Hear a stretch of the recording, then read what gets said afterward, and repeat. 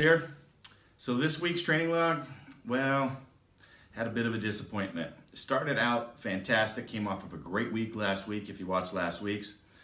I was squatting on Monday and felt really, really good. And did a really heavy set. I think I did, it was 970 at the top, so it was 770 at the bottom for a double. Felt really good. Went to straight weight, again with wraps. 830 for an easy triple. Velocity was at the top of the range, so was looking at bumping probably 20, 30 pounds. Decided to go with 30. And so loaded 860 on the bar. Felt good on the unrack, went down, was moving up well, and rep 1 just felt the pop, pop, pop in my left quad. So I'm gonna try to show you some of the rehab stuff that I'm doing this week. So far I haven't gone in for any sort of imaging. I'm thinking about doing that. But we've got swelling, but no, very minute amount of bruising, but nothing too big. So I'm not too worried about it at this time. I think it might have been some old scar tissue breaking up, but it has been tender and shutting me down. On Monday, I couldn't even do a body weight squat at the end of the day, but you'll see the progress through the week. I was up to 325 for 10 by Friday. Probably pushing that maybe a little bit too hard, but we'll talk about the rehab process in general through the course of this video. So hoping to be back. The only frustrating part is that I was prepping for the Arnold with already a really short prep period time, and now I'm probably gonna be set back 2 or 3 weeks over the course of that now. So really gonna be kind of walking in kind of cold towards what I had hoped to do. I still feel really confident that I can hit the game plan that I had hit. I was just wanting to have those numbers like really conservatively nailed. We'll be talking in the future about what my plan is. Not quite yet. Got to get through this rehab process. So enjoy this week's video. So here's the squat, and this is the starting out with the overload set with the 200 and chain. So this one felt good, felt freaking heavy to have this much weight on my back again, which has been a long time since I've done that. But it was moving well, so I was pleased with that. And then after that, went straight weight. So we've got 830 and moved really well. I was really pleased with this. Velocity numbers were a little better than expected for the range that I needed to hit. So I had one more triple to hit after this, which I had discussed in the opening. So decided to go ahead and bump that up. And this first rep, it wasn't even really a grinder or anything. And then it happened right there, and I was still squatting. But I shifted onto the right leg, and I wanted to get some help as soon as possible after hearing that pop. So here's some movement work.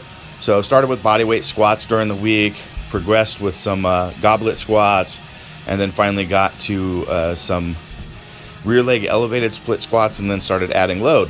So great thing is, a lot of people don't understand that not moving causes atrophy, and really, there's a lot of stimulation of hormone release and blood flow, tons of stuff that happens. So we want to move, but move responsibly. We don't want to go into pain. We want to stay kind of on the peripheral of that, but always try to be progressing it forward. Here's some work with some movement on the boom stick. Also did some vice work between the boom stick and the AccuBall during the week.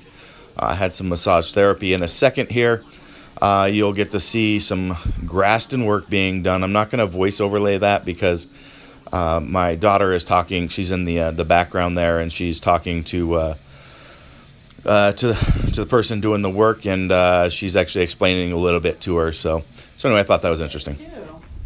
Very good assistant. Thank you. All of them are heavy. Yes. But this one is kind of light for babies. But it's water heavy, but kind of light.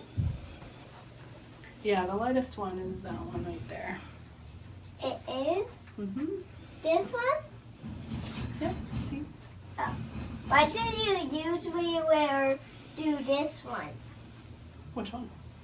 That's for smaller spots, so I can get a more focused area. So sometimes I start with the bigger tools to sweep the area, and then I go specific, and then I'll go back big again and recheck. Can you hear that? It's really rough in there. But we're going pretty light just to kind of get this throat released just a little bit. So some benching. We've got 417 with the Duffalo bar. I ended up hitting, I think it was 14 reps total over the number of sets. It'll be in the training log post. But this actually, I did this the day after, and it was definitely limiting leg drive, we'll say. But yeah, I could feel it in that quad. I ended up doing some passive compression on the following sets after this. And a few days later, I was able to deadlift. Now, I was really feeling it, but I wasn't shifting or guarding. It was just kind of shutting me down a little bit as far as how hard I could hit it. So I did 3 sets here with 715, and then I was supposed to do 2 sets of touch and go with 815. And you can see, not shifting or anything, but just not firing with the speed that you would normally see from me on this. So after the second one, I'm like, nope, just done, move on.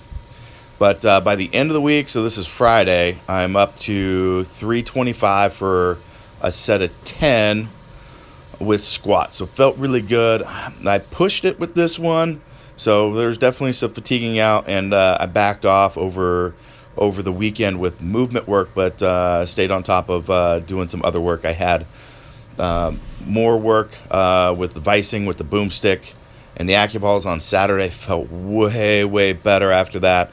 And then Sunday did another Graston session, light Graston session on that, and through the hamstrings as well. So we'll see where I'm at next week.